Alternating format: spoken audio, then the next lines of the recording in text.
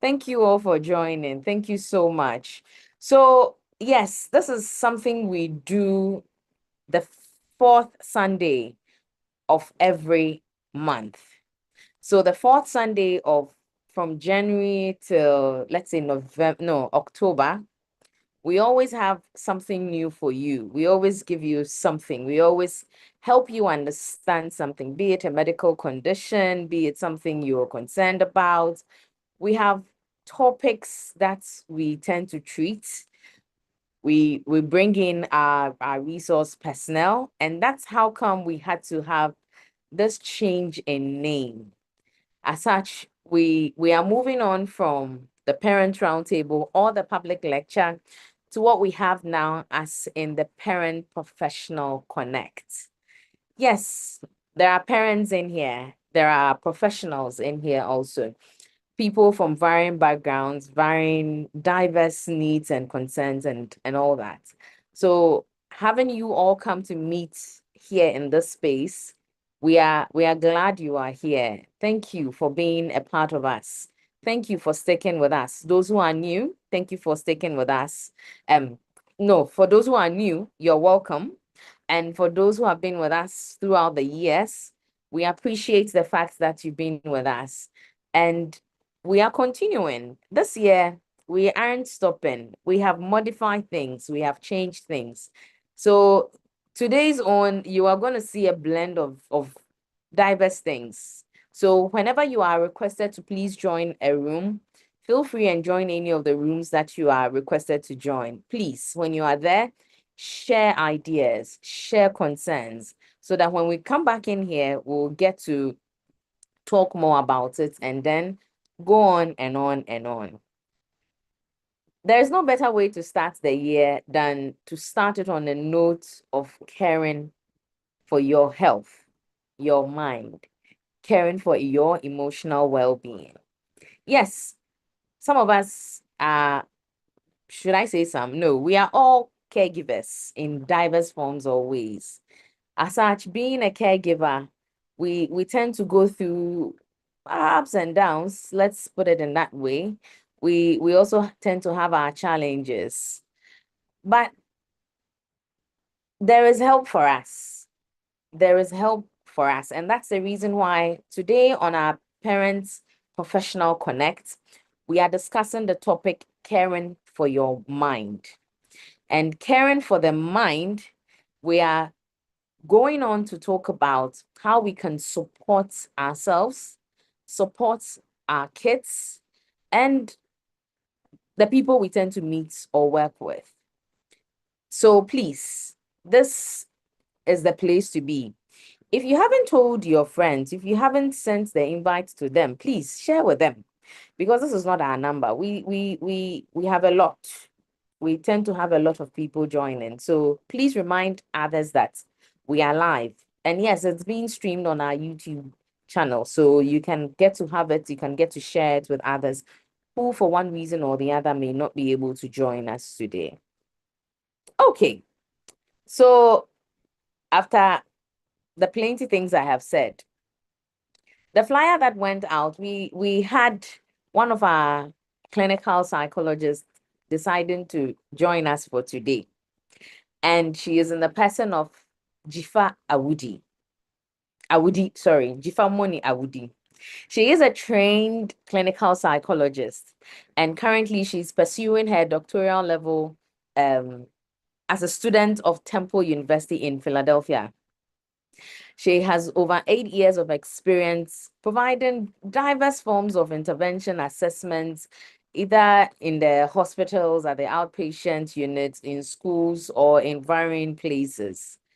So yes, Jifa is very, very, very passionate about this topic.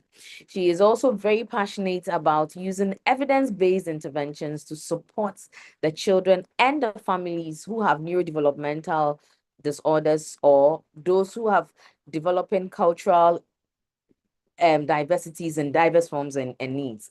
She is also used several of these assessment tools that we have internationally here in Africa, in Ghana, and in her practice also. So, Madam Jifa, We are ready for you. Are Hello. you ready for us? Yes, I'm ready. I'm ready. Okay. Good All right. afternoon. Okay, so she Good is not evening. currently in Ghana, so she wouldn't be greeting you good evening. So she's greeting you good afternoon. Please bear with us. So, Madam Jifa, your audience awaits you. All right. Thank you so much, Ida. Thank you, Mission Clinic, Mission Pediatrics, for having me here this afternoon. I'm doing well, and I hope you're all doing fine. You all know it's cold in the US today. We are going through a snowstorm, so just keep us in your prayers. Everybody is just stuck in their rooms at this moment. Yeah, but You I'm are in a grateful prayer. for the opportunity to share some information, some knowledge with the mission team. I will start sharing my slides.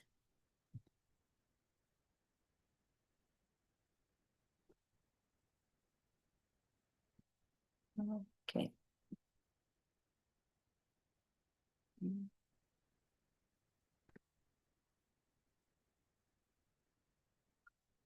All right, so like she rightfully said, my name is Jifamonu Awudi. Clinical psychologist from Ghana, but currently in school pursuing my PhD. Today's topic is caring for your mental health as a parent of a neurodivergent child. And I know that because Mission Family is so big, we have parents, we have professionals, we have people who are just passionate about mental health or neurodivergent children. So you may be here. So I'll try as much as possible to make it encompassing so that whoever you are in this space, you can also benefit from everything we have to share today.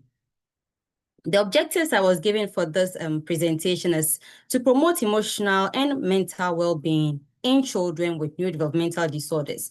So we are hoping that when we improve our emotional well-being, the emotional well-being of our children that we serve or work with will also be improved. We also want to equip you with strategies that you can use. And these strategies work. Maybe you don't know they work, but they will look at a couple of them that you can use in your day-to-day lives to help you improve your mental health. And also want to highlight caregiver mental health as part of child-centered care. So in as much as you want to be there for your child, why should you care for yourself? Is it really important for you to care for yourself? You may think the answer is straightforward, but that's not always the case. All right, so before we get in, I want to give you your flowers. So take your flowers for all the hard work you do, especially our parents who are constantly providing support for your child, or you're just a family member who has somebody with a neurodevelopmental disorder or is neurodivergent, and you constantly have to provide care for them. I want to pat you on the back because it's not an easy job. It's not an easy role. It can be draining. It can be stressful. It requires a lot of sacrifice to work with children on the spectrum or with neurodevelopmental disorders. So I want to encourage you and also appreciate you for all the work you do, and also for our professionals who work in that space. And I want us to take a moment to reflect. So pause and reflect on your journey with your child or with the families you've been working with, the families you serve. What are your aspirations for your child? What are your hopes? What are your dreams? What do you anticipate 5 years from now, 2 years from now, 10 years from now? What do you hope to achieve? What do you hope your child to be able to achieve or to be able to do? And what do you need for your child to get there? So this short moment, I want you to pause. You're doing everything you're doing because you want your child to be independent, to be able to care for themselves. Are your hopes that your child can go to school, they can make it to a certain grade level? Maybe your hopes are just that they would develop independent skills, adaptive living skills, to be able to just care for themselves. Maybe your hopes are that they would learn safety skills. Whatever they are, what do they need to get there? And they need you to be able to provide all the tools and resources to achieve those dreams and aspirations that you have for them. And to do that, you need to take care of yourself, to be present to help them achieve all of that. So it is emotionally draining working with a child who is neurodivergent. Neurodivergent children have different skill sets and they have different challenges. We use neurodivergent as a broad umbrella. We put ASD under neurodivergence, ADHD is there, and Tourette syndrome is there. They've put so many other conditions under neurodivergent umbrella. But I know most people, when we hear neurodivergent, our mind just goes to autism. So we can look at it in that respect. But whatever challenges your child may present with, parents with neurodivergent, oh, what? Parents with a neurodivergent child go through a lot of physical stress and emotional stress. And this comes because of the challenges that our children may present. So we have managing meltdowns, managing aggressive behaviors, dealing with the societal judgment. So when you are in a place like Ghana, and not even just Ghana, in Africa in general, when you have a child who has challenges or difficulties, you are judged, you are blamed for the problems that your child is going through. Is it that you didn't take your medications during pregnancy? Is it something you did when you were expecting the child? I know a parent who is blaming herself because she made her child watch TV the early years of the child's life constantly because she was busy. And so she's blaming herself for the child being on the spectrum. I don't, if it's TV that makes children develop autism, then I know like a lot of our children should have autism, right? So, but some parents feel this guilt, this pressure from society and judgment from society because of the challenges that their children experience. And talking about challenging behaviors, there are so many of them. Having the opportunity to work in a center. So 4 years ago, when I left Ghana, I was on a fellowship program in New York, working in a facility with children on the spectrum. And before leaving Ghana, I worked with parents, at the clinic and also in private practice, in schools. But being in a space, working with children constantly, daily, in the same space with them, you realize that, wow, parents go through a lot helping their children. Parents get drained a lot because as a medical practitioner or a psychologist, you are in the clinic. They come, you provide support, you provide intervention, and they go back home. Whatever they have to deal with, the aggression, the tantrums, the head banging behaviors, the biting behaviors, the ankle braces, we don't have to deal with that in the clinic settings. So having a first-hand experience, being in a space, full day, for over a year with children on the spectrum, I got to appreciate what parents really, really, really go through. So it's not easy working with children who are neurodivergent. And to be able to help us put this in context, I want to talk about understanding the why of behavior. Before we get to how we can support ourselves, I want us to talk a little bit about the why of behavior. I don't know if anybody is familiar with the why behaviors happen, okay? So in ABA, Applied Behavior Analysis, there are theories explaining why parents may exhibit and children may exhibit certain challenging behaviors. And there are four, we call it SEAT, S-E-A-T. So just to help you remember, because sometimes we get frustrated, we get overwhelmed, and we don't know what to do because we don't understand the behaviors. But if you understand why behaviors happen, then you are better able to intervene or to help your child. So one of the first ones we'll talk about is sensory. So some behaviors happen because children have sensory needs. So if the behavior feels good for the child, they may engage in it just because of the reinforcement they are getting from engaging in that behavior. It may look odd to you. It may look like it doesn't make sense. So we have kids who smear their poop in the house, or they like touching their poop. And you're wondering, what is this? What is the sense in that behavior? So you're wondering, why is this child doing that? And it doesn't make sense to you, the parents. You think it's just so odd. Or why is this child banging their head? Like, why are they hurting themselves?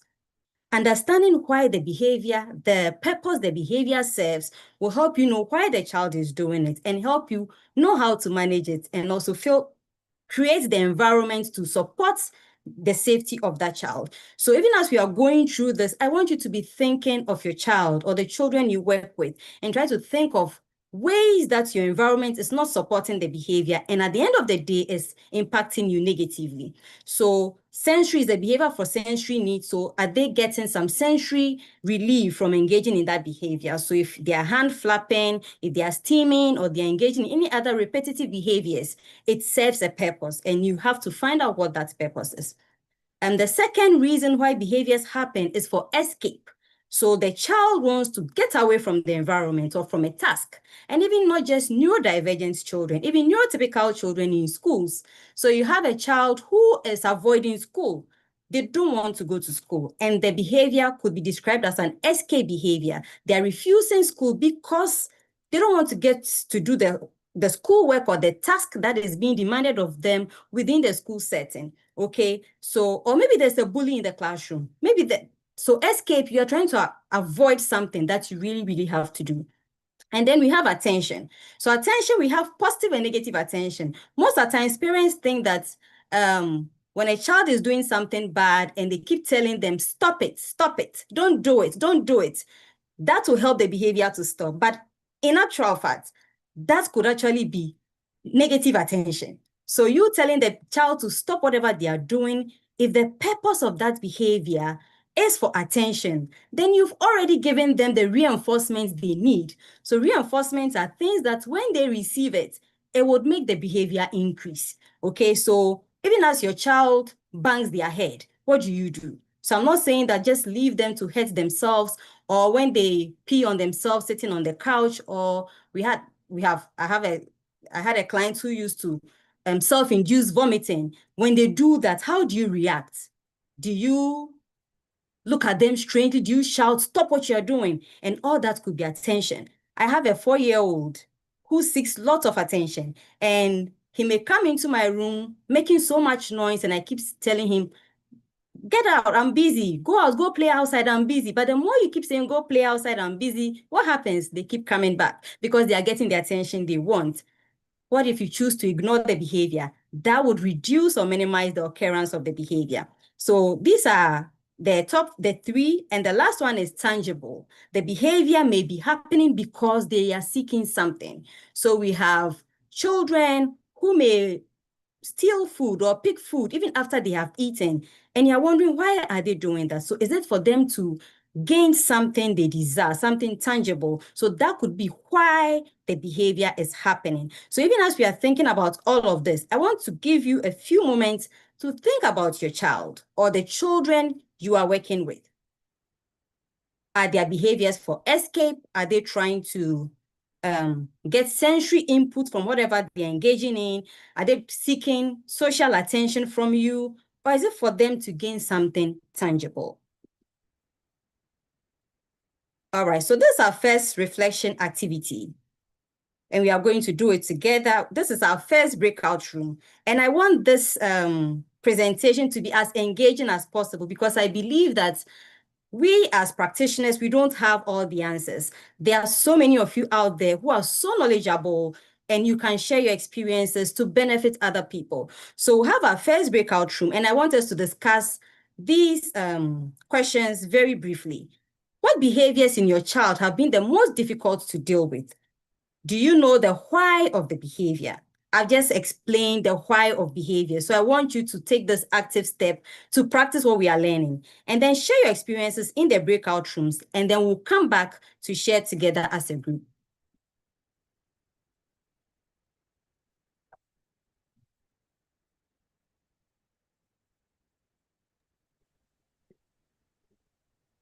So currently the breakout rooms are open. Kindly join any of them that you may want to join. We have 4 rooms available.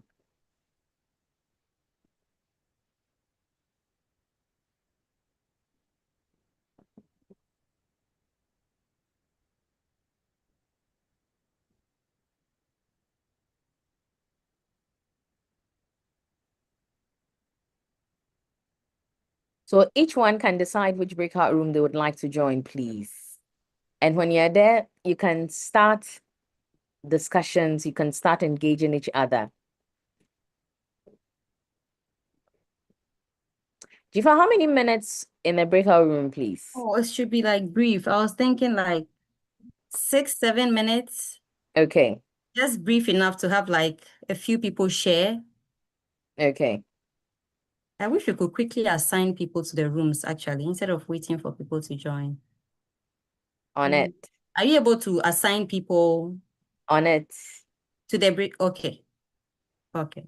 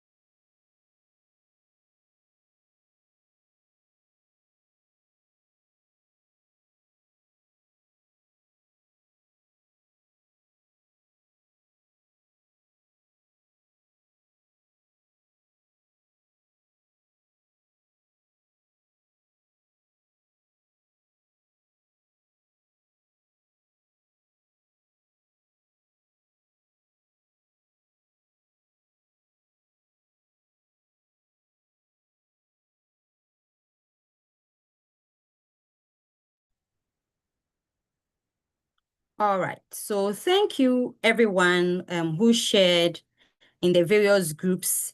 It was helpful listening to how some of you are able to now identify the whys of the behavior. I hope this will be helpful to your families even as we go along. So knowing the why of the behavior really, really helps you to structure the environment such that you can reduce stressful, challenging behaviors so that it doesn't negatively impact you. On to the next slide.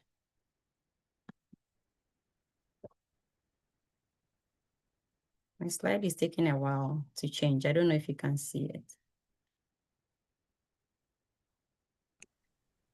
Yes, it's still on reflection. Still on this one. Yes. Okay, finally. All right. Now it's changed. Yeah, the negative impacts of the behaviors we just spoke about could lead to what we call compassion fatigue. So if your child is having some of these challenging behaviors we just shared and you don't know how to manage it, you could keep giving and giving and giving to this child and you will experience what we call compassion fatigue. So that is emotional and physical exhaustion from giving to the people we love. So the symptoms include being irritable, you become emotionally numb, and you constantly also feel guilty about the fact that, why am I feeling this way?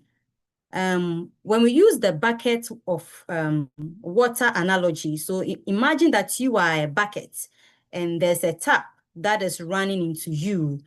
And as that taps runs into you, you get filled and you are receiving nourishment, you're receiving care, you're receiving patience, you're receiving all of these good things, okay? You are now able to give that to the children you work with or the child you're serving. But imagine that bucket depleting and running dry and there's nothing coming in. You're not going to have anything to give. So when you become depleted, you only have anger, you only have stress, you only have resentment to give to the child that you really, really want to serve, even though that is not what you want to do. So the key is recognizing compassion fatigue. That is, even for people with family members with chronic conditions such as stroke, they also experience chronic compassion fatigue because you keep giving and giving and giving to one person and you don't get replenished. And the thing with compassion fatigue is if you don't manage it, it would lead to burnout. Okay, it will lead to burnout. So burnout is a state of emotional, physical, and mental exhaustion resulting from prolonged stress. So I'm sure you've all, some of you may have experienced a time when you felt so stressed that you became numb, okay? You became detached from the environment, from the things you used to love to do. And the kind of stress where just sleeping and waking up is not enough to help you feel better. So maybe if you're just tired, you go to bed, you sleep at 9, you wake up at 6, you should feel refreshed and ready to go. But when you experience burnout, just sleeping at a particular time and waking up at a particular time does not help, okay? You become numb to the things that you used to love to do. And you also become immune to physical conditions. So you may pick up cold, flu, muscle weaknesses, and you're not sure why you're experiencing all these things or infections that you never really had because your immune system is down when you are burnt out. And so we'll talk about that and how to recover from burnout. So research is showing that parents of neurodivergent children report higher stress linked to behaviors that children exhibit and also due to the sleep disturbances. We all know who work with families and also families who have neurodivergent children that the challenging behaviors can impact you negatively and also your sleep patterns could be affected. If you have a child who doesn't like to go to bed early or they are up throughout the whole night, they have an irregular sleep pattern. So when it's late, they are not ready to sleep. They are up. And if they have safety issues, if they have elopement issues, they have issues with being at one spot, you are scared they will hurt themselves or they will harm themselves. So what do you do as a parent? You are awake with them. You're present with them just so that you can help them. This is how you become negatively impacted by the behaviors or the challenges that your child is going through. And studies have shown that mothers often experience the greater impact even though we know that it's not only mothers who work with children with who are neurodivergent, but majority of the caregivers are mothers. So they experience a lot of the negative stresses. So parental stress is also influenced by your own neurodivergent traits. So parents who have ADHD also report significant stresses. So if you are a parent yourself and you have attention problems, you have hyperactivity, you have impulsivity, you have inhibition problems, you're also going to be negatively impacted by the challenges that your neurodivergent child presents.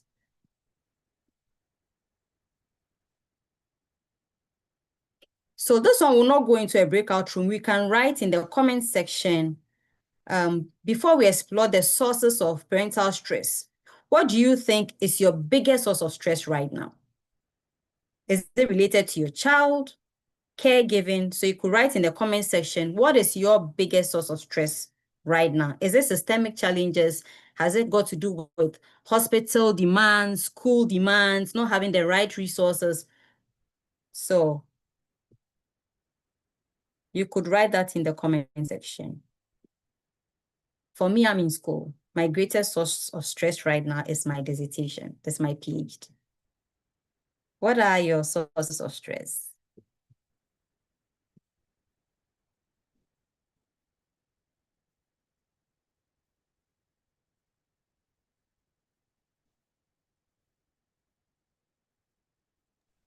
Okay, so currently Mamiama says that potty training her child who is 5 years and has Down syndrome. That is her biggest source of stress. Hmm. Quenje also says caregiving challenges. That is also her biggest source of stress. Phyllis says that difficulty to have a back and forth conversation with probably with the child. That Yeah. is her biggest source of stress currently. Okay. JL also says caregiving challenges. Ikuya says systems that are not in place and getting the care for him in school that he would require. That is her biggest source. Favor says balancing work and parenting. It's not easy. No. That is Favor's on too. Okay. Who's this? Okay, so someone says financial stress of medication getting and therapy. And Jacinta also says school demands, not having the right resources. In addition to waking up very early, at least 3 times at night to ensure that he doesn't pee on the bed. Mm-hmm. That is her biggest one. So it's a lot of stress. James says meltdowns, and Letitia says balancing work, parenting, and schooling. So these Okay. are diverse forms of stress that our Yeah. participants are having currently. Thank you all Okay. for sharing. And I see care coming up a lot, like caring for your child, making sure that they are fine. I Yeah. see financial demands also as one. It's Mhm. unfortunate that our system in Ghana does not really provide respite places, a place you could just go so your child can be there for a couple of hours, not a school, like a safe space that they can be there for a couple of hours while you also just replenish and go back for your child. We don't have anything like that. I don't know if now we have places like that, but that would have been helpful for parents. All I right, think let's. Mhm. there are some that are coming up. Okay, okay. Well, jail adds up that meltdowns and breaking multiple TVs. Oh my God. Yeah. And David also adds that getting the kids to sleep early is Okay. stressful. So those ones you can use behavior interventions. A lot of your things, the things that have to do with behavior. I will talk about we'll talk about some of the sources of stress, but I also want to chip in here that I don't know if we have behavior analysts now working in Ghana. Do you have some behavior places that you can work with a behavior analyst to manage these behaviors? Either you can just hop in and help me Yes, out. we do have Okay. places like that. And Okay. for the respites, for instance, I know there's a place that is in Edukrom with a very Okay. serene environment by name Albert Haven. It's a respite center. Okay. Okay. Dr. Babal has also mentioned it in there. And Nice. So let's take Obia, notes. and yes, behavior analysts, we have them in mission also. Okay. They certified by the International Behavior Board. Board, yes. Analysis board. So Okay. we have behavior analysts who work with us and they get to help with all such things. So So yes, all our things with respect to potty training, with respect to support, yes, fortunately we are improving in these areas. So yeah. we'll get to share. That's why we have The these links. Yeah. The webinars and things, so we resources. get to share them with our Family. community. So Okay. we will share them, James. We will Okay. share everything for you. Thank you for chipping in, Ida. You're So you all welcome. mentioned some of these sources of stress already. So the child-related stresses, caregiving demands, and social and emotional stresses. So the meltdowns that you were talking about, the sleep disturbances. Somebody already mentioned that communication. It's as if it's the same things you all mentioned in your chat. So I just wanted to be sure that these things are really beneficial or relate to your challenges. So I'm glad you shared. A parent also mentioned having back and forth communication. We have speech therapists at Mission Clinic who can help in that area as well. Caregiving demands. So I know that getting appointments can be hard. Paying for those services can be hard. Intensive therapies are not cheap. If you're seeing a speech therapist in Ghana, I know just one session alone, if you're not a parent who is earning good money, it will be hard to consistently attend those therapy sessions. So those are also sources of stress for some parents. And I don't think there are free resources that you could just hop on. There are no free therapies around. Like if you know them, you can share them. Um, then the third one is social and emotional stresses, social isolation. So most parents who have children with special needs or are neurodivergent isolate themselves from society because you are concerned that your child may exhibit some challenging behaviors in public. So you end up not going for any social events. You totally withdraw from society just because of the stigma and the judgment that comes with having a child who is neurodivergent. So these are some of the stresses. Um, Navigating the systems can be stressful. Educational systems. I know there are some schools who were not even willing to take children who have some behavior challenges, and which is really not fair because you cannot kick a child out of school because of challenges unless they are really being a harm to themselves and to other children around them. Then you would want to put in measures in place for the safety of that child and others. But I know there are schools who will not even accept children just because maybe they're on the spectrum. So those can all be sources of stress. I already spoke about parents' own neurodivergent traits and your own existing mental health challenges if they are not taken care of, and work-life balance, like somebody also said. All these can be major sources of stress for families. All right, so our next one is talking about self-care practices that you have used. So what are some of the self-care practices that you have used in the past? That have worked for you? Did they work for you? So what barriers might prevent you from trying it? So I want you to write it in the comment section, or we could go to a breakout room if you have a lot of comments coming in.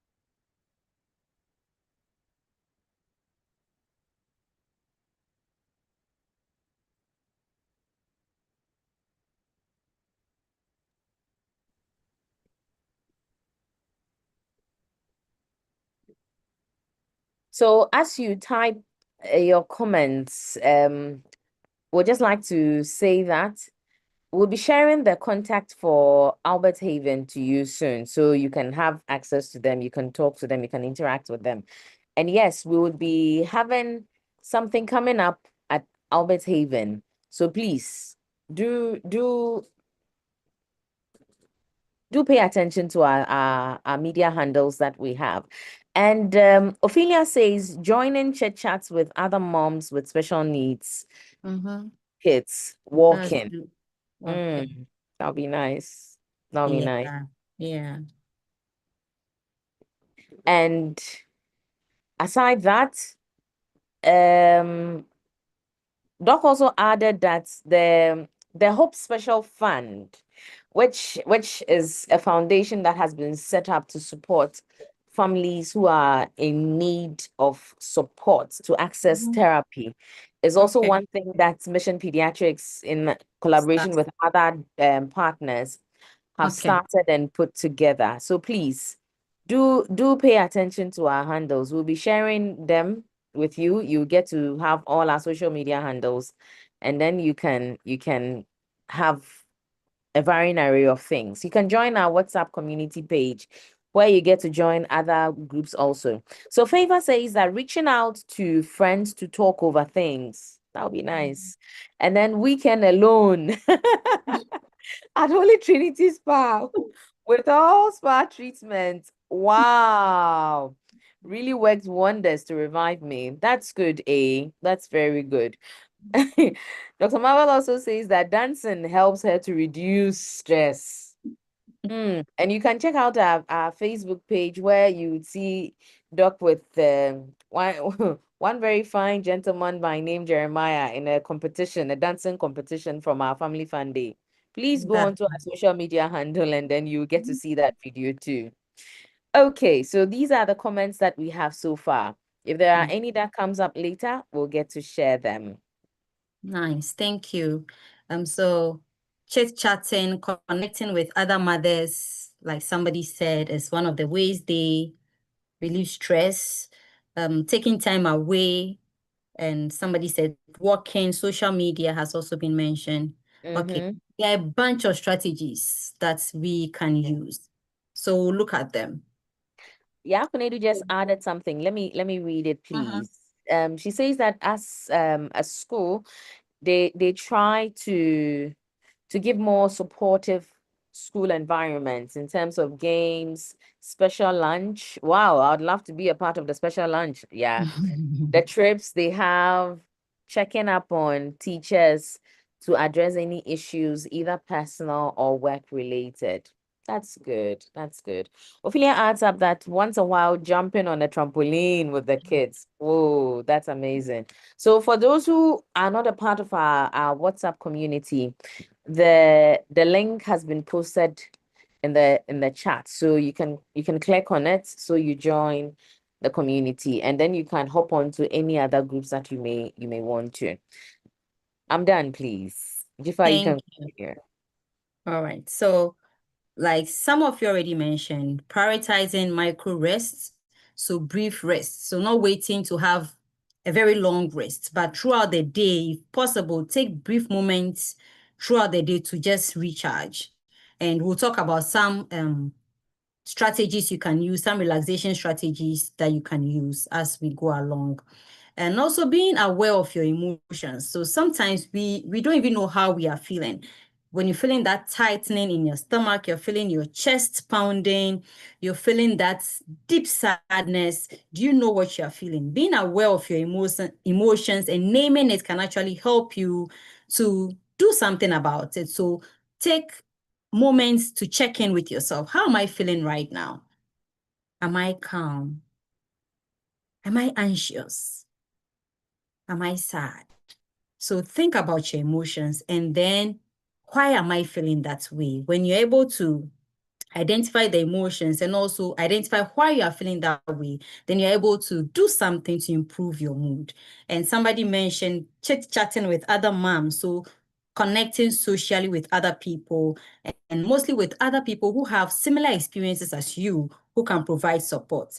And this group right here, it's a great platform to connect with other parents and to hear from them. That's why I like breakout rooms and I like parent sharing because there are techniques, there are skills that are working in their homes that you could also try for your child. You never know, it might work for you. So these are some self-care strategies. I know that as moms, I've heard some complain that they don't want to worry their neighbors. I don't want to stress other people. So we are reluctant to seek help.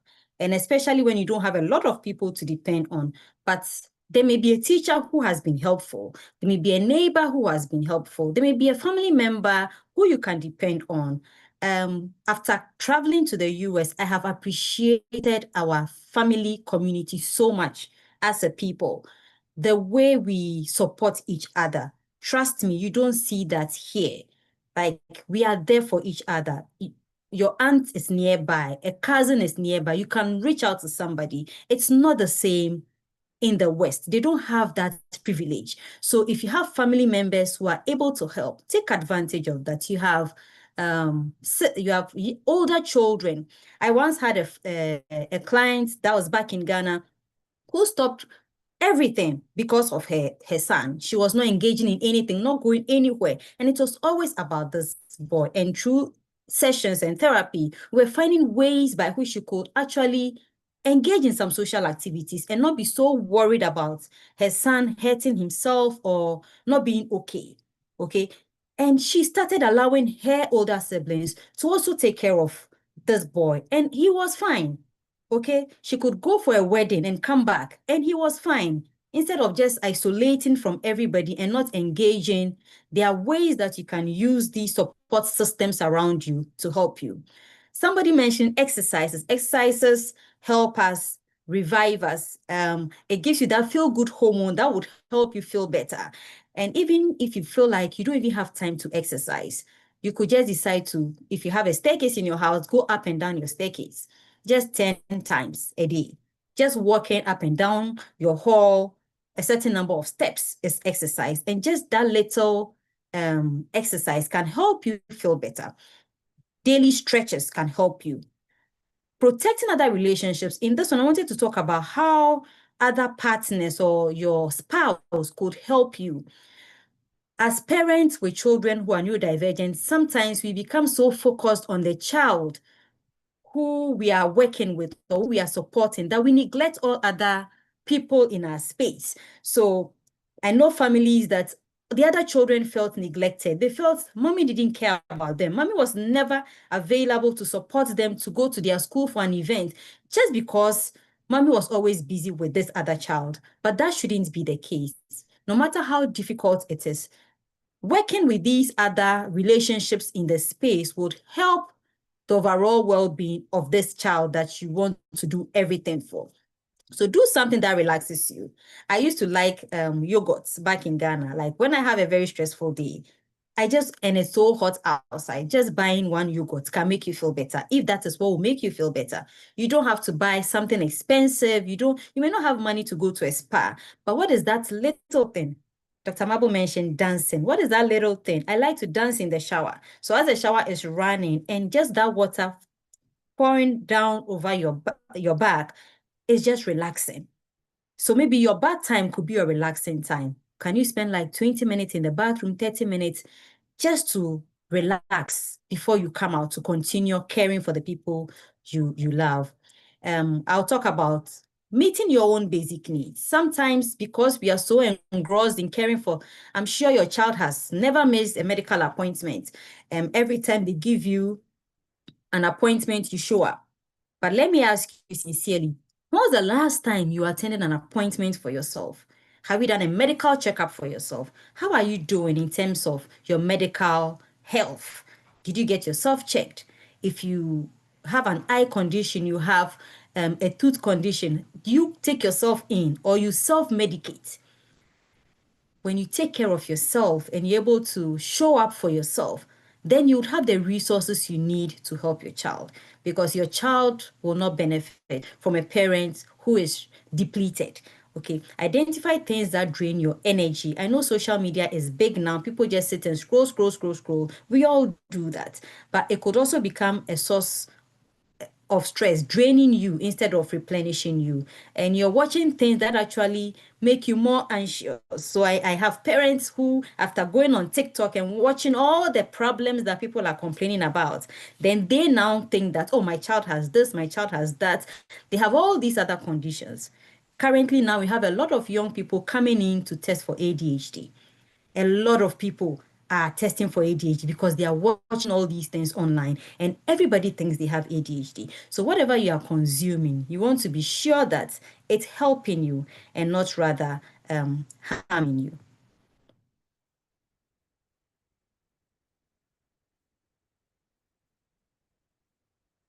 So for the psychological sources of support, I want us to practice these things. So when we talk about mindfulness techniques, we are talking about ways in which you can be present in your environment, okay, and show up for yourself, like being present.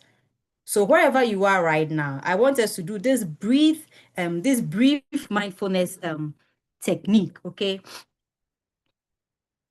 So we'll do the grounding technique, and it's 5, 4, 3, 2, 1. It's a grounding technique. And we'll start with just look around you, identify 5 things you see. So let's do that quickly, wherever you are right now. And I want you to write it in the chat box. Don't focus on anything, just look around you. What are 5 things that you see in your space?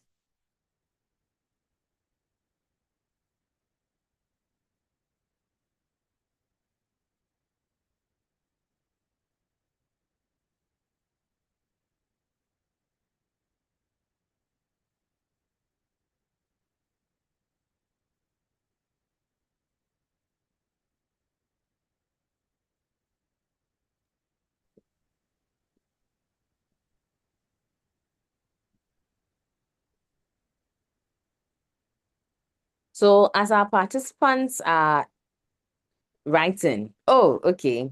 I wanted to share mine, but it looks like Yeah, Efwa has written what she can see. so I would read it first. So she says a bucket, book, chair, wardrobe, bed. Oh, nice. AC says TV, chair, blankets, picture frame, laptop. Jancy says pen, book, table, floor, lamp. Nadia says television, curtains, iron, fan, and chair. Elizabeth says lights, chair, children moving about, television, picture frame. Okay. So I get to share my table, lamp, shoe, chair, phone. Okay. Precious says chair, table, bed, wardrobe, laptop. Samsung, TV, chair, fan, bed, family. Mamiama, a lot of people around me. Okay. Um, Lydia says bed, wardrobe, calendar. Jacinta, bed, mattress, iron, fan, clothes, wardrobe. Letitia, wardrobe, shoe rack, clock, bed, and children. Nancy says TV, sofa, curtains, dining table, kids, table, kits. Rosalind says bed, bag, wardrobe, fan, Bible. Mhm. Nice. Thanks for engaging. So this grounding technique, you mentioning 5 things you can see, 4 things you can touch. So what are 4 things that you can touch wherever you are right now? So in doing this, maybe you are anxious about something, you are worrying about something, and you try to do this technique. What it does is that it takes your mind off that thing for a moment, that thing that is bothering you, that is stressing you, and just brings you into the space you are in. Somebody could be sitting at the beach with the shore in front of them, and they will still be worrying about their child.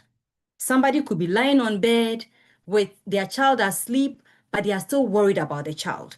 So, what mindfulness does is that it brings you to your present moment and helps you focus on yourself, okay, and helps you calm down. So, 4 things you can touch, we can do that one.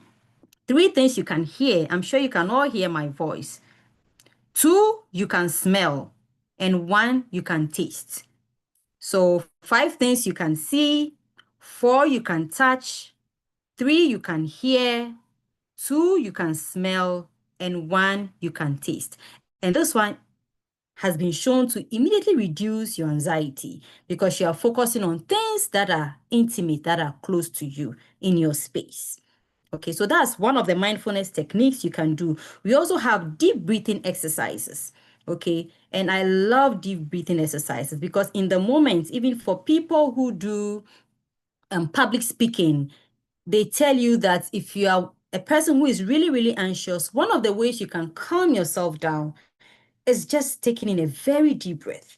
Okay, you count on 4, you hold it for another 4, exhale on 4, exhale on 4. You wait for another 4. You can even do it 5. So when I say count on, inhale on 5, you're taking a deep breath as you count 1 to 5. Okay, so we can also practice that right now, wherever you are. And it's nice that some of you are on your couches, you're on your sofas, you're on your bed, so you can do this. So on count of 5, just taking a deep belly breath. So belly breath meaning that you are breathing in and you want your belly, you're breathing into your belly. You're not just breathing into your nose. So you want to breathe and feel your belly rise. Okay.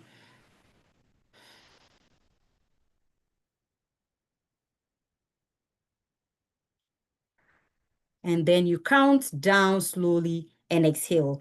And then you count 4 or 5 seconds and then repeat it again.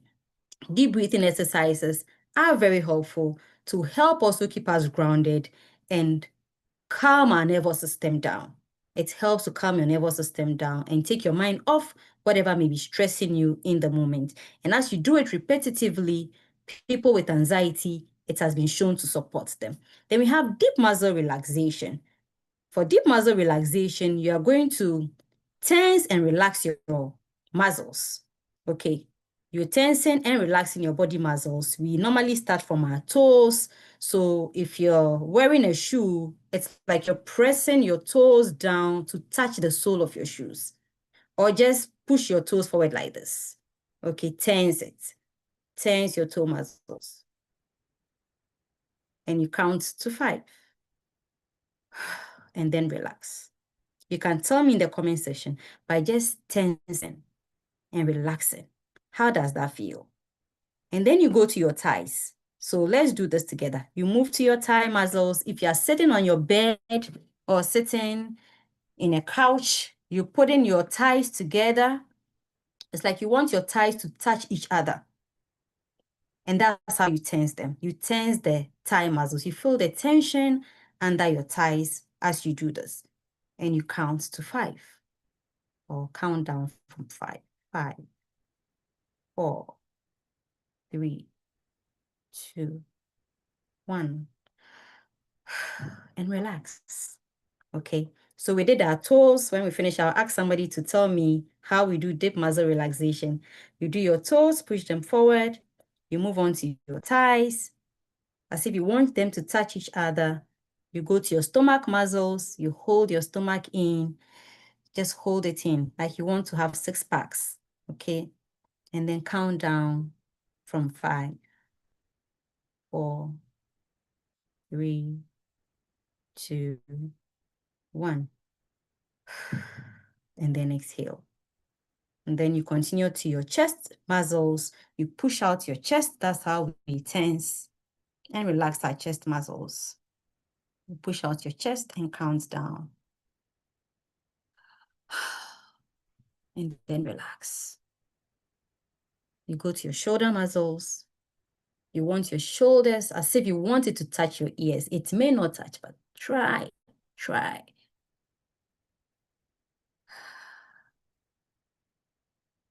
And then relax. You let go. Okay. With your neck muscles, you bend your head forward for your chin to touch your chest.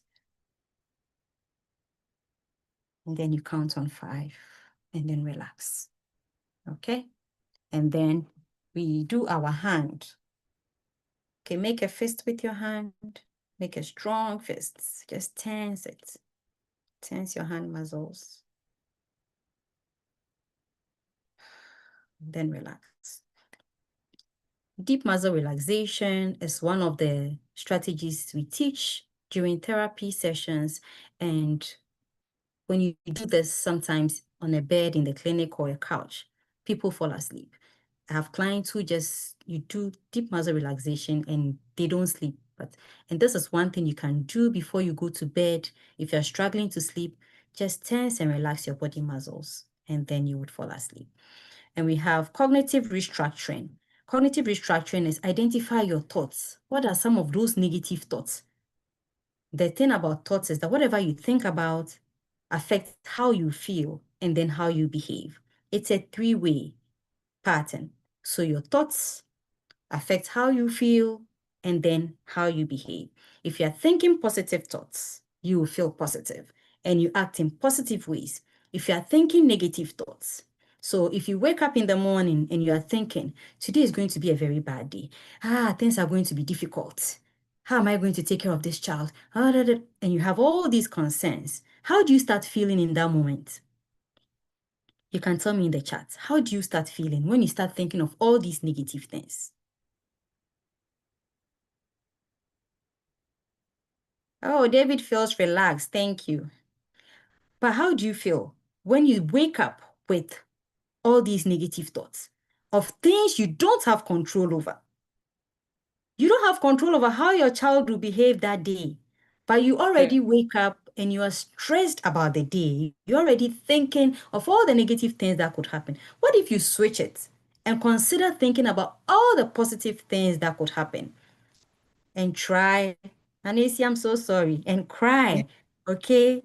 So these are some of the things that overwhelm you. When you think about these negative things, you feel down. You feel like you don't have the resources to take care of your child. And then that day will not be a great day for you. But imagine that you woke up. I always use this analogy for my clients in the clinic. You cannot do it right now. Think of the day you were getting married to your spouse or the person you really love or your first love, whichever is the most beautiful experience for you. Think about, just go back to that moment and think about it. How do you feel just thinking about, oh, walking down the aisle, oh, cutting the cake? Oh my goodness. How do you feel just thinking about that? You feel good. And if you flip the switch and you start thinking about somebody who is sick, somebody who passed, and all these things that are going on around you that do not improve your mood, you also feel down. You feel depressed, you feel tensed. I'm saying this because there are things we have control over, and there are things we do not have control over. So whatever you are focusing your energies and your stresses on, ask yourself, do I have control over this behavior? Do I have control over the challenges my child is presenting? Can I create an environment that is supportive for my child? After I've done that, I leave the rest. There's nothing else you can do.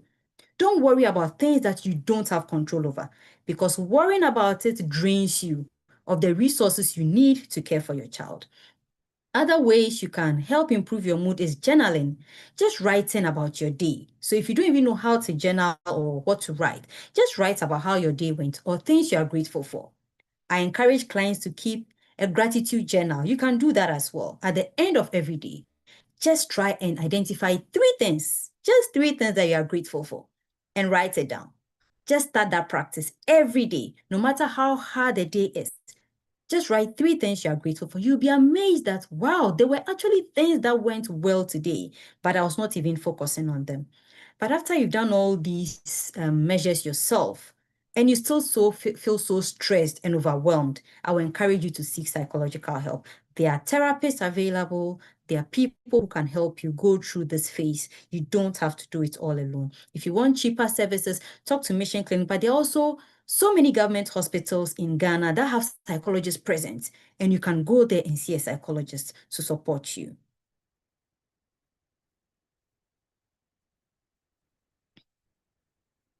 So, even as we talk about all these strategies, I want you to think back right now. What's one boundary you need to set but find difficult in order to help you do these things for yourself? Do you show up for other people, but you are not showing up for yourself? What is one thing you need to do? Is it staying off social media? Because it's 11 p.m. and you are still online and you know that you have to sleep. What are some of the things that stand in the way of you achieving a better mental health, but you are not able to do it? You can write it in the comment section because we want to leave here knowing that we have the capacity to improve our mental state and our mental well-being.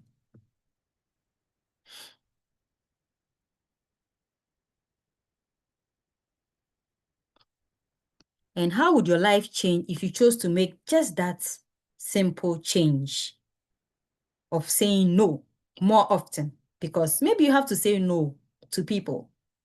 You have to stop showing up for certain people because you want to choose your mental health over other things. So Hekuya has shared hers. She says staying offline. Okay. And Ikea, do you know how you can do that? One way I try to do that is sometimes to just put the phone in the other room. Yes, because I know you don't have to charge your phone by your bed, because when you're charging the phone by your bed, what happens? You end up picking it up, right? And then going back to keep scrolling again. But if the phone is like far away, you're charging it in the living room, you're less likely to wake up all the way to go there. So that is a behavior modification you can do to help you. So someone, Jancy shares, she shares, I don't know whether it's a he or she, sorry about that, but Jancy says that no calls after 3 p.m. Flight mode. If it's an emergency, call the police. Wow, that's serious. Jail says taking out time to rest. Favor says that speaking up when we are not treated right. Yeah. And, oh, okay, Sandra. Okay. I'm sorry. Thank you for that. Thank you for that, Jancy. So Jancy is a she, so she says she turns her phone off. So Okay. yes, we have our psychology department's number in here, Okay. in the chat. So whoever needs help, you can also pick up the number and call, please. But Okay. please, you can write as much as possible so we get to share with others too. Others, you would not know, someone may be learning from you. So please share yours so others can learn from you too. Yeah, social media can take, like being online can take a lot of your time. Um, Yes. if you don't become very disciplined and restrict your access to these things. So when people ask, I see Nanesi's comments, when people ask you so many questions and trying to ask you to seek spiritual help. There are so many people that it's not bad to seek spiritual help, but you should be careful where you're going, because we've had people who have been scammed by um pastors. They are not pastors. I wouldn't call those people pastors, but people have ended up in places that have actually harmed them rather than to help them. You can pray, and if you're a believer, you can pray, and God will answer you wherever you are. Okay, I believe in that. God will answer you if you believe that He is the source of your strength and help. Or else you keep roaming in all kinds of places. And I know they give some families all kinds of things to feed these precious children, which those people will not even eat themselves. So, Tete, yes, your concern has already been addressed. We actually are streaming live currently on our YouTube channel. So we would share the link there and we'll share it on our social media, on our WhatsApp community platform. So you can rewatch it. You can watch other webinars and things that we've done too. So don't worry, you are safe. Yeah, the stigma, right? And Nancy answered And the stigma. yes, so Nanesi also adds towards as to the stigma. It's true. So we'll keep working at helping to educate some, because yes, some may not know. So through Mm-hmm. these various platforms, this is also one of the ways in which we tend to help others get to learn. And Exactly. so let's keep sharing with them. Let's keep letting them learn from such things. Let's keep encouraging them to also seek for more knowledge concerning things that they have no idea about. JL also says that I tell them to pray for me if they feel strongly. Okay. So yes, Yeah. the link has Mhm. been shared in there. Please, Mhm. Tete, it's available. You can have access to it and rewatch as many times as possible.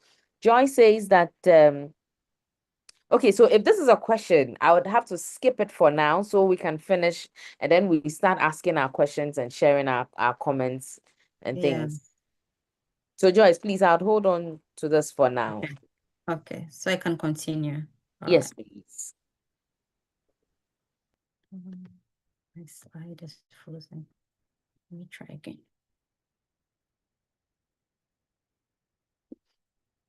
It's still the same, right? Oh, finally. Okay, let me see. All right.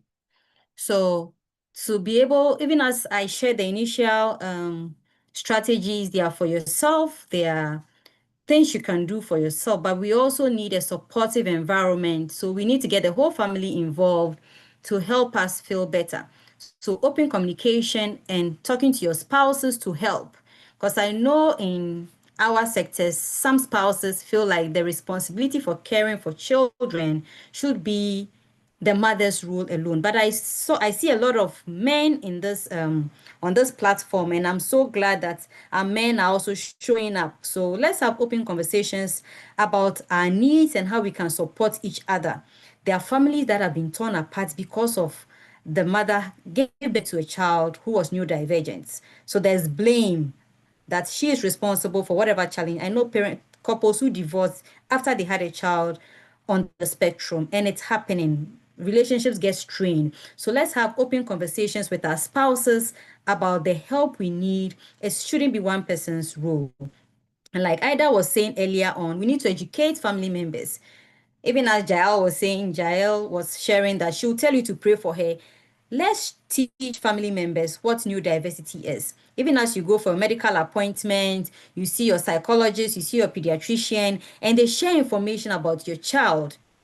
If that auntie comes home telling you all these kinds of things and what to feed your child, where to take your child, share with them resources and let them learn about these things so that they would also become informed. And we also want to foster balanced routines. Develop routines that balance your child's needs with the well-being of your family. So if you know that certain times of the day, it's hard to keep your child doesn't sleep at a particular time, no matter what you've done, they wouldn't sleep at that time. Is it possible to schedule your sleep around the child's sleep pattern? Is it possible? Is that something you can do? Can you take turns as a family to watch this child? So it's not just one person doing this all the time. When we did the first breakout session, somebody shared about her child not wanting to bath at a particular time when she is calling her to come and bath. But after she is done bathing, she now comes and says, "Oh, mommy, I'm ready to bath." And the world will not come to an end because you bathed first before your child. You can do that adjustment. If it's not going to change so much in your home dynamics, why not make those adjustments to your routines to fit the routines of your child in that schedule? So why all this? Why are we talking about all these interventions for parents? It's because they are all research backed. There's research that supports mindfulness-based interventions. I taught you some mindfulness-based techniques, okay? The grounding technique, the deep breathing exercises, the relaxation exercises. There's so much research that shows that it improves it reduces parental stress and also impacts adolescents positively. So if you want your child to be impacted positively, you want to take care of yourself. You want to be mindful. You want to practice these techniques so that your child will be positively impacted. Psychoeducation has also been seen to reduce depressive symptoms. And when we talk about psychoeducation, it's being informed about your child's condition. So if I ask you, what is your child's diagnosis? What are their likes and dislikes? What are the things that make their conditions worse? What are the situations or environment that make them feel better? You should know about your child. Having that information, if your child is autistic or your child has autism, what are the features of that condition? What are the conditions that make it worse for your child?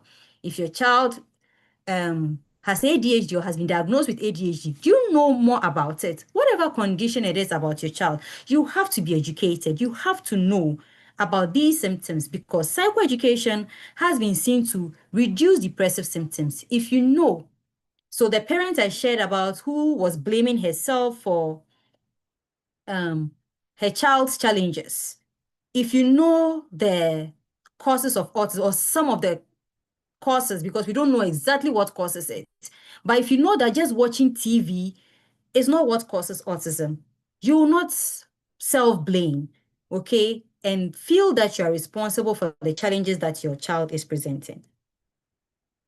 And other evidences we have from literature, parents of children with ASD and ADHD who implement effective coping strategies have improved family functioning and better emotional regulation. So to be emotionally regulated means that you know how you're feeling and you're able to calm yourself down or regulate your emotion when things are getting out of hand. So when you're having a heightened emotion, are you aware of how you're feeling and are you able to regulate yourself and calm down? Okay, so if you're feeling very anxious, very frustrated, very worried, are you aware of that? And research shows that parents who use effective coping strategies, they are able to better regulate their emotions and also they have improved family functioning. And the last study I have here supports that mothers who build personal resilience and practice self-regulation, they create a more supportive environment for their children. So you learning to be resilient, you learning to advocate for yourself, to speak up for yourself, and not to give up, okay? To keep going and pushing till you're able to achieve what you want for your child. You are able to create a supportive environment because you get to learn the tools and skills you need to help your child. And then you improve behavior and emotional well-being of your child.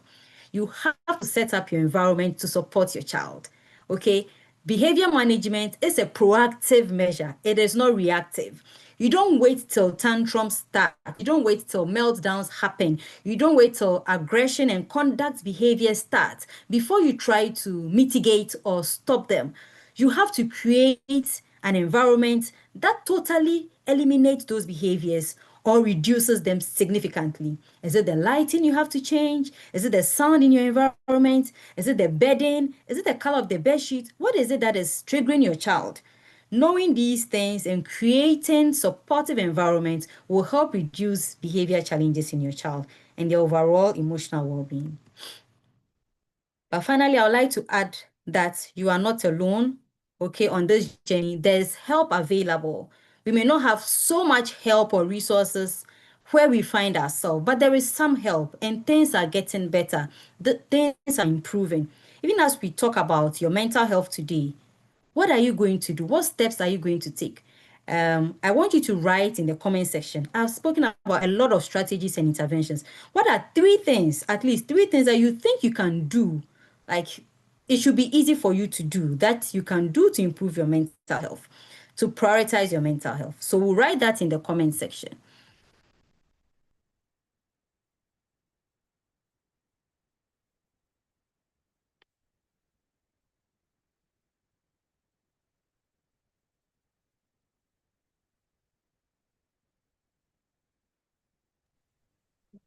Okay. So Jancy says grounding technique. That's what she would like to use.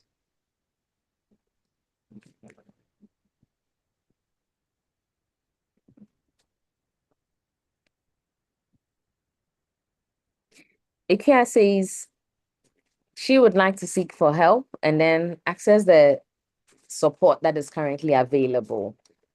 That's a good one too.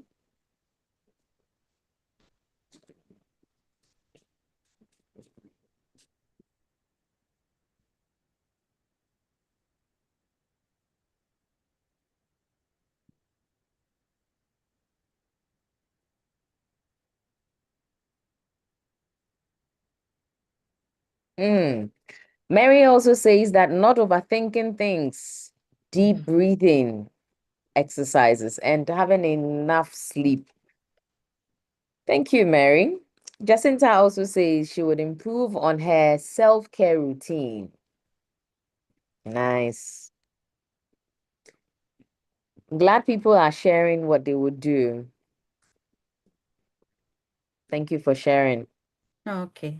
Thank you for sharing. So prioritize your mental health, reach out and connect like you're doing right now. You connecting here, you're learning something that would help you improve your mental health. Okay. And remember your value. Your child's challenges do not determine who you are. Your mental health matters. If you don't take care of your mental health, you will not be able to care for your child. There were times in the past I was so stressed on my PhD program that even my children playing around was irritating. When you become so stressed, just your kids, the child's presence, just they being alive becomes a stressor for you. You don't want to see them, you don't want to engage with them, and you don't want that to be the case. It's not their fault that they are here. It's not their fault. We brought them. So no matter what happens, we have to make sure that we take care of them and we prioritize them as much as we are prioritizing ourselves. Okay. All right. So I'm ready to take questions. If you have any questions on what we are talking about today, we're talking about prioritizing your mental health. I'm ready to take some questions from you. Okay, so thank you so much, Jifa, for everything. Thanks a lot. And I do not want to forget the previous question that was asked. So I think I'm going to go straight to that before we move on to other ones. However, there's opportunity that if someone has a question, a concern, a comment, please, you can start typing it in the chat box. If not, you can also put up your hand. You'll be asked to unmute, and then you can share with us what you have in mind. So please, everyone can share. Joyce was asking that she struggles to sleep when. Okay, I have two hands. Please give me a second. Joy says that I struggle to sleep when I'm about sleeping. My boy wakes up and he's ready to play and make noise. This leaves me feeling tired and exhausted often. How can I handle this? I don't know what time your boy sleeps, but I know that as a new mom, one thing my grandma taught me, and I'm sure they taught most of us, is that when your child is sleeping, you should sleep. I don't know if you are working at that time, but no matter what it is, you have to try and catch some sleep when they are sleeping. Unless maybe you are working during the day, you are not around, but whatever time, I know that you want to get things ready, prepare food and all of that, but it will be good to schedule your sleep around them. But you can also work with a behavior analyst. They can work with the child's sleep and see how we can restructure the child. I don't know how old this child is. I don't know if they sleep during the day and are awake at night. So all of that, you have to talk to a specialist to Okay, discuss she's all of saying that, that. sorry, Jifa. She's Mhm. saying that he is 1 year, 10 months. 1 year. You have to schedule your sleep around the sleep of the child because they are young. Okay. So they are young. They will not be playing the whole time. Is it possible to get your spouse to help so that you take turns so you can sleep? So that's what I mentioned. Discussing with your family.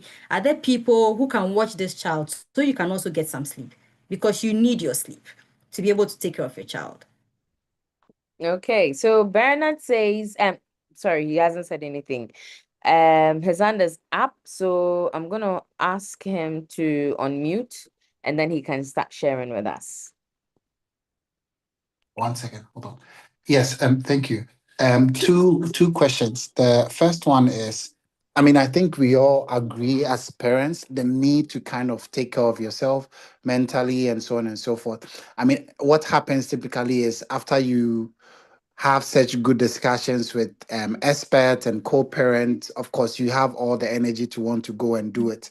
But most often It doesn't have The longest it takes is maybe a few days, and then you are back to, like reset. Sometimes you reset without even knowing you are back to where you started from. So my first question is on how do you manage to keep this going consistently, right? Just as consistent you are with caring for your child and so on. How easy can we keep this going consistently? That is caring for the caregiver, like the caregiver caring for himself or for herself. That's the first question. The other part is these escape, for the lack of a better word, these escape routines or things that we do to keep us, if like going, i.e., maybe getting some company or finding time to do your work. At which point, because sometimes what at least I realize is it easily becomes an addiction in terms of it helps you cope. And so, because it helps you cope, you continuously go to it. So, for me, in my case, I I really can easily get away from all the distractions and kind of relax when I tend to work. So I can be stressed as anything, but as soon as I sit behind my computer and I start focusing and try getting work done, I feel really relaxed, even though I am working. What I've noticed that has become over the years is it's become some form of addiction without knowing. Because it's sort of an escape, I just keep going to it. And you will work sometimes without knowing you've worked for maybe 12, 10 hours continuously when you are supposed to sleep. So my question here is how do we manage that and try to strike a balance with all of these kind of escape actions or routines? Over. Thank you. Thank you. Okay. Oh, I forgot. What was his name? So your Bernard. question is how to keep the momentum going after you learn all these nice techniques. You may implement it for a short while and then you give up on it. I would say it's more about learning a new behavior, a new habit. Study shows that if you practice a particular behavior for at least 90 days consistently, it's likely to become a habit. You can't do it for 1 week and it will stick. It will become no, it will not happen. You can't do it for 2 weeks. You have to do it consistently for at least 90 days. And one way you can do this, if you want to learn a new behavior, is stacking the behavior. That is pairing the behavior with a behavior you already have, an already existing behavior. So if your challenge is maybe going to bed early, um, there is something maybe you do every night before you go to bed. You would pair that thing with that behavior. So for me, this year, my goal has been working out, exercising. And I know that every morning when I wake up, I will shower, I will take my bath, I'll brush my teeth. But in previous years, anytime I tried to start a new behavior, like you said, in a short while, I give up on it. So I decided that I will start the behavior. I will pair it with an already existing behavior. And that behavior is brushing my teeth. So before I brush my teeth, I have a stepper. I have to go and step for 15 minutes. I have my robe on, I have my 90 or whatever. I wake up, if I don't brush my teeth, can I eat? No, I can't eat. So I'm forced to exercise before I even brush my teeth. So whatever behavior, new behavior you want to implement that would be helpful to you, you want to pair that behavior with an already existing behavior. So maybe after you eat your dinner, you decide that every evening after I eat my dinner, I'm going to journal. So your journal could be by your table, and you have to do this consistently for at least 90 days so that it will become a habit. And also reinforce yourself, reward yourself. Rewards have been shown to help behaviors stay with us. So you can tell yourself that if I'm able to do this for the next 1 month, I'll do this for myself. I'll reward myself with this thing.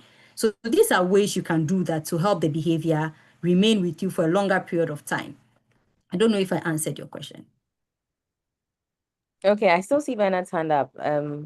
Yes, I think for the most part it's answered. You know, when you speak like behavior of, let's say, yeah, you want to work out and so on, it's you and wanting to achieve it. We have a peculiar problem. I mean, when I say we are parents, the caregivers for these kids, where you want to do something for yourself, but there is something that kind of prevents you from wanting to do something. So let's say you set a goal that, okay, you really want to remain calm whatever the situation, then you are going on and all calm, and then all of a sudden, okay, your son is back from school, you bring changes, and then all of a sudden you've had a really quiet morning throughout the whole time, and then he's back and he's doing all over the place. Like you reset, you forget. I don't know if you get what I mean. Maybe the parents will Yeah, understand. You thank you. forget the goal you are trying to achieve, We right? are So not because saying, that external stimuli yeah, or that influence. external force Yeah. has come to over, so like that discipline to avoid or to cancel or counter that external stimuli is what I'm trying to get a sense of, if there is anything that can make it easier. I don't know if you also understand my question. So I don't think that you can control the external environment. Okay. It's how you respond to the external environment. Your kid can come and start the meltdown, the whatever you are calling the distractions. Are they harming themselves? Are they hurting themselves? Like, are you trying to control the behavior? Are there things you can ignore? I've worked with kids who bang their heads. So for that one, I have to sit by you and make sure you're not harming yourself. So that one, you have to be there actively. But whatever your child is doing, they're running around. Yes, you want quiet and peace, but you can't have peace and quiet. No. But how do you interpret that behavior in the midst of all that's going on around you? If they're not harming themselves, how can you support them and still be calm? That's what we are trying to see. So practicing techniques doesn't mean that the external things are not there. No, the external things are there, but you are choosing that in the midst of this external thing, I want to still do my breathing exercises. I can still sit in the couch and still relax and take in some deep breath. I can still do the grounding technique. I can still calm myself down by doing that. I can still journal at the end of the day when I'm going to bed. So it's not about controlling these external things. You can't control it. So my theme is leave things that you cannot control. Unless the child is harming themselves, unless they are hurting themselves, there are things that you can ignore. And you don't have to be actively screaming and shouting, stop it, because it doesn't stop. You saying stop it will not stop it. But what do they need? I spoke about proactive measures. How do you prepare your environment before your child comes back from school? Do they come back hungry? They're also tired, you know. They're also coming back home stressed. What can you do? Will it be good for them to take a quick shower when they come to help them calm down? So, what proactive measures can you do before the child comes home so that your environment supports them? So, that's just what I'm trying to say. Ophelia's hand is up.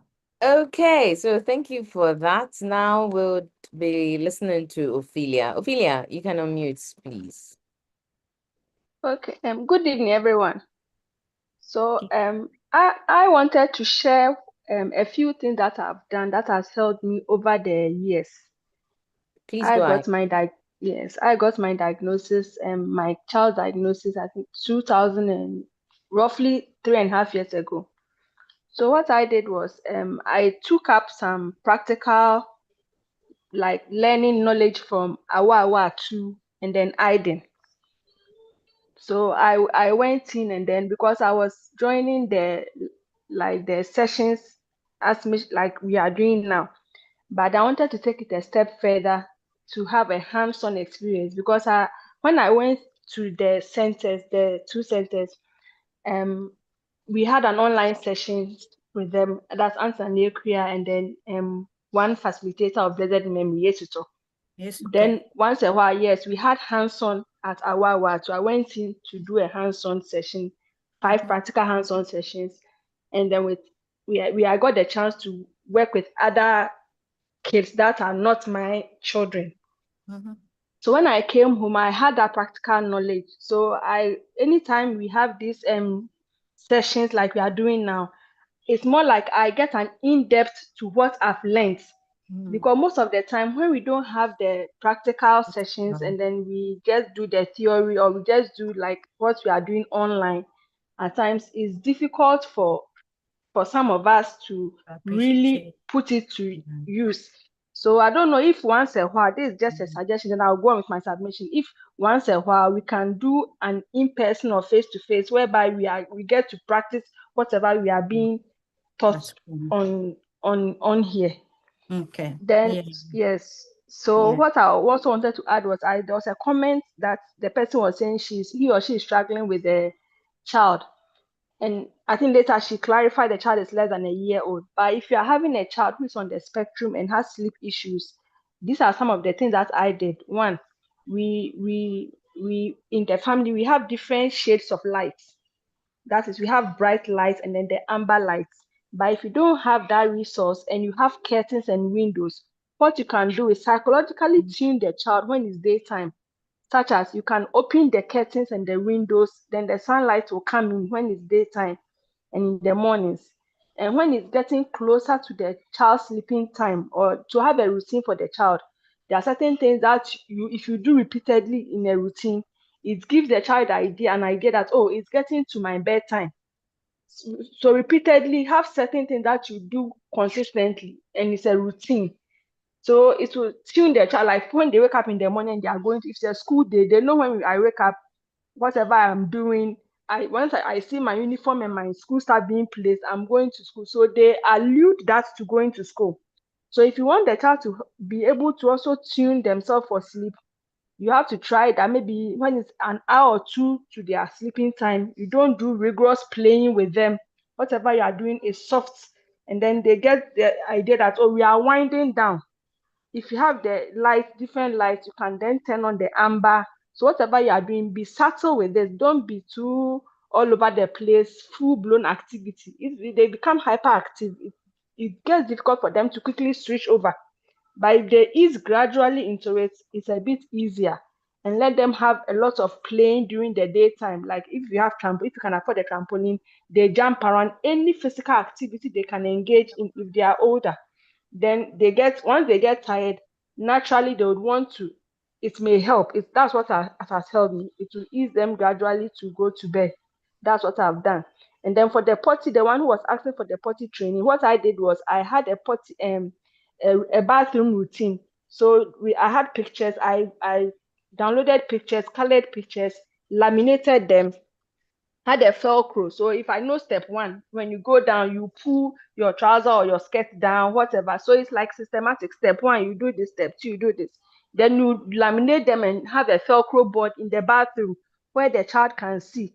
You look at your child's height. Then you do that so that as the child is going, you are going to the routine with the child.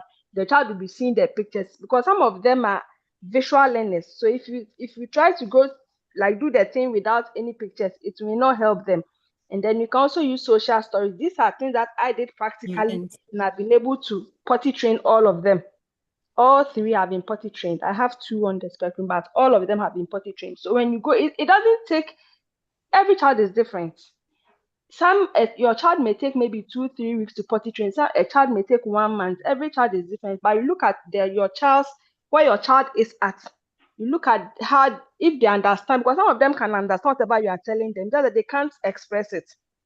Yeah. Right? And some of them too their receptive is a little bit low. So you have to go through all that and know where your child is with the help of a therapist if you are now starting out. And then also, whatever I always tell parents that I've met who also have that issue, that whatever your therapist is doing with your child, be in tune with it so that when you go home, at least you can also do something with the child.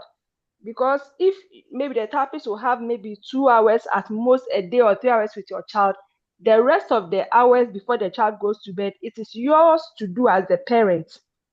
So if somebody is going to help you, a therapist is an OT is going to help you with the potty training, make sure you understand what the OT is doing with the child. So when you come home, you can continue with the child and make sure that the school is also in tandem with whatever you and the specialist is doing. So that if the child is home and then you are not putting a pull up on the child, you are trying to potty train, when the child goes to school, they don't end up putting a pull up on the child and then confuses the system all over. So I always say that make sure whatever you are doing, you have people or everybody working on the child is on the same page so that the child doesn't get confused. Because as parents, what I've realized is in our bid to help the children, we end up getting so desperate that we may overdo or underdo things that will rather confuse the children. So that is what I wanted to share with everyone. Thank you. Thank you so Thank you. much, Ophelia. You have shared a lot. And yes, as she said, please work with your therapist. Yeah. Let them work alone because we all need each other. A therapist cannot work without support from you, and neither can you also work without the therapist. So please take the initiative, learn what the therapists are learning, do with them as they do, ask questions, inquire from them. What more can I do? Is there something that I need to take care of? Is there this? Is there that? That even encourages the therapist to share more with you. So please, as you go for therapies, as you get to have all this knowledge, let's implement them. Let's make sure there is that consistency for the children. I read another question in here from Rosalind Davis. She was asking how she could get in contact with the behavior therapist. Any contacts? Yes, Mission Pediatrics has a list of resources or resource personnel you can contact. You can you can contact us or we can share that resource with you. I know you are not in Accra, Roseland, so you please send me a message. We'll share the resource list with you so that you can also get to have one that is close to you. All right. Have I missed any other thing? And I love the fact that our parents were sharing. Please, we have some few minutes to end the show, the event. This is our first webinar for this year, our first Parent Professional Connect. And yes, you see, without parents, there can't be the professionals to help you connect and learn. And without the professionals also, the parents would also find themselves wanting. So that is why we always encourage you to join us in these sessions. Help us get to help you. We appreciate the fact that you are here. We thank you so much for being a part of it. However, there is also something that I would like to seek your opinion on, Madam G. Since you are a clinical psychologist. Does spanking resolve all issues? No. We don't even want to spank our kids, especially if they're neurodivergent. Like, what is the spanking going to serve? And you've been spanking, that is if you've been spanking for a while. Has it helped the behavior? So has it helped the behavior? If you, spanking is actually not allowed because I've seen some families physically abuse in the name of spanking, especially if your child is on the spectrum or is neurodivergent. What purpose, when you are punishing, you want the child to understand the reason behind the punishment, then they can improve their behavior. But we are working with kids who can barely communicate their needs to us. They can barely tell you that I want to use the bathroom. So if you're spanking them, you're actually abusing them because your spanking is not going to serve any purpose. Like Ophelia mentioned, a lot of the concerns I've seen here, you need behavioral strategies. Today, that's not the focus, but you need a lot of behavioral strategies to help with the behaviors. And I'm glad that Mission has therapists you can work with to achieve those outcomes. So if you have challenging behaviors, potty training, sleep challenges, eating concerns, picker behaviors, aggressive behaviors, work with therapists. Work with therapists. Don't spank that child. It's abuse. Like, take it from me. It is abuse. Don't spank that child. If the child, I know yeah, you can, if a child is 7 or 8 and they can actually comprehend and they are going to touch fire, somebody will say, you cannot leave them to touch, you take their hand to take their hand off the stove. Yes, that makes sense because they can comprehend. If you have a child who is neurodivergent and doesn't even understand that that thing they are going to touch is hot, what is the essence of your spanking? Why are you spanking that child? You have to create safe environments for your child. If they are not safe, you have to take responsibility for that. Be proactive. I know it's hard. Like, trust me, I know it's hard.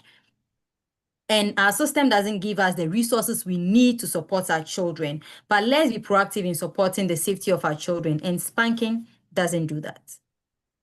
Okay, so in getting to understand that spanking doesn't really resolve the issue, we need support. And that is why we are here for you. So please get the help, get the support Yeah. that you need. And that is what is going to help you as a parent, your emotional well-being, to be able to also assist your kids. Yes, we have a whole calendar for this year, a whole calendar filled with different topics, varying concerns. Next month, we are going to be talking about rare diseases. And we appreciate the fact that, Jifa, when we called on you, you didn't say no. You accepted. Thank you for being a part of us. Thank you for sharing your knowledge. So yes, if anyone wants to contact her, please, her email is here. It's showing on the screen. And as we've gotten to learn and gotten to understand, every month, the fourth Sunday of every month, we have something special for you. We have prepared all these sumptuous topics to help you as caregivers connect with the professionals. And yes, we are making arrangements so that those of us who need CPD points to renew our licenses and all that, please start sharing with your nurse friends, your medical professionals, and then even those psychologists who join. That's yes, we would be, remember we used to give you CPD points for joining our webinars, and we are starting again. We are coming back with it. So please make sure you don't miss any session and do share with others. Let them also get to learn, get to understand. The link for today has been shared in the chat box. Kindly have a listen again. Go back, get to understand what we've talked about, all the diverse strategies that has been mentioned today. Please go back, review it. Let us get to learn more and more and more. And as Mission Pediatrics is always here to support you. If you have any concern, any need, any whatever, please link up with us. Our social media handles are there. You know, we are on Instagram, we're on LinkedIn, we're on Facebook. Our WhatsApp community page is also active.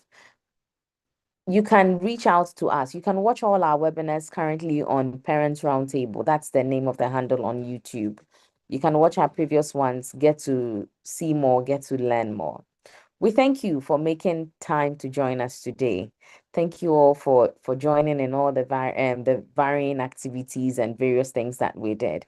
We thank you for participating, for sharing your concerns. And yes, we hope to see you on the fourth Sunday of February, where we get to talk about rare diseases. Please, we'll be seeing you soon. Have a good evening. Enjoy your week and have a good one. Good night, everyone.